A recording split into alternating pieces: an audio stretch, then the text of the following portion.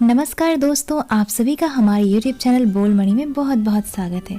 दोस्तों, आज का दिन सुहागिनों के लिए एक विशेष दिन है। वट सावित्री पूजा सुहागिनों के अखंड सौभाग्य प्राप्त करने का प्रमाणिक और प्राचीन व्रत है।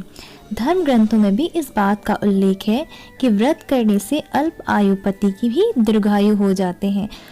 आज के दिन सतवाहन की आत्मा को यमराज जब लेने पहुंचे थे, तब उनकी पत्नी सावित्री भी उनके पीछे पीछे चल पड़ी थी और यमराज के काफ़ी समझाने के बाद भी जब वह वापस नहीं लौटी, तब विवश होकर यमराज ने सतवाहन के आत्मा का प्रवेश उसके मृत शरीर में करवा दिया था।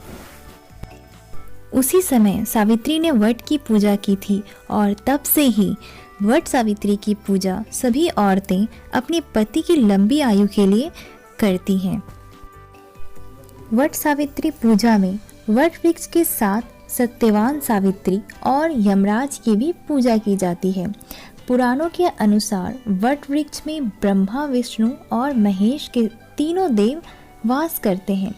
इनके समक्ष बैठकर पूजा करने से सभी मनोकामनाएं पूर्ण होती है।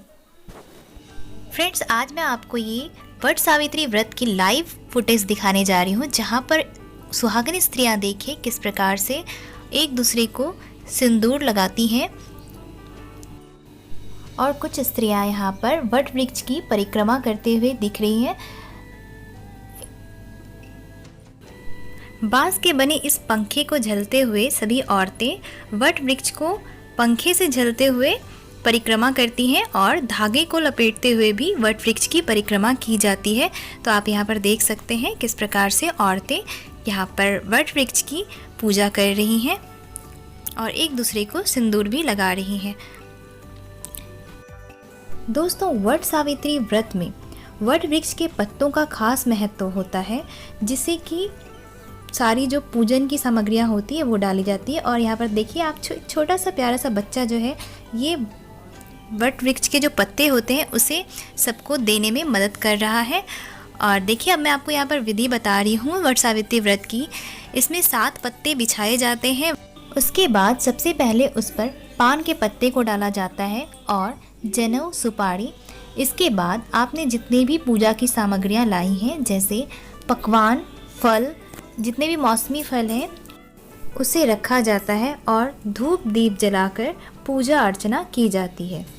उसके बाद बांस से बने इस पंखे को थोड़ा सा जल डालकर 5 बार वट वृक्ष की परिक्रमा की जाती है।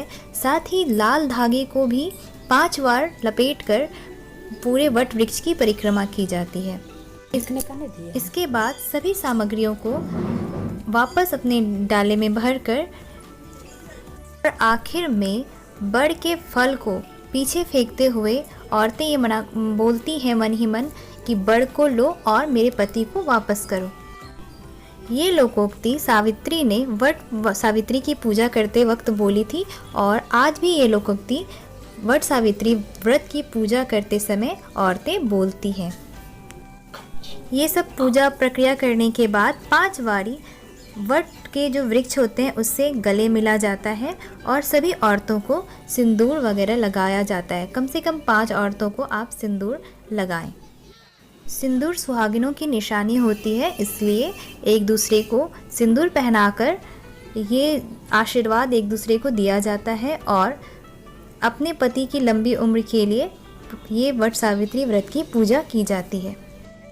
इसके बाद औरतें पंडित के द्वारा वट सावित्री व्रत की कथा भी सुनती है और इसके पश्चात घर आने के बाद अपने पति की पूजा की जाती है, जहाँ पर अपने पति के पाँव को जल से धोते हैं और उसके बाद उन्हें वो बांस से बने हुए पंखे से उन्हें भी झला जाता है और अपने पति को वट सावित्री व्रत की प्रसाद देते हुए उनसे आशीर्वाद लिया जाता है। इसके बाद वट सावित्री का व्रत जो है समाप्त हो जाता है। तो ये थी वट सावित्री व्रत की पूरी प्रक्रिया। दोस्तों, आई होप कि आप सबको ये वीडियो पसंद आया होगा और अगर अच्छा लगा हो तो लाइक और शेयर ज़रूर करिए। धन्यवाद।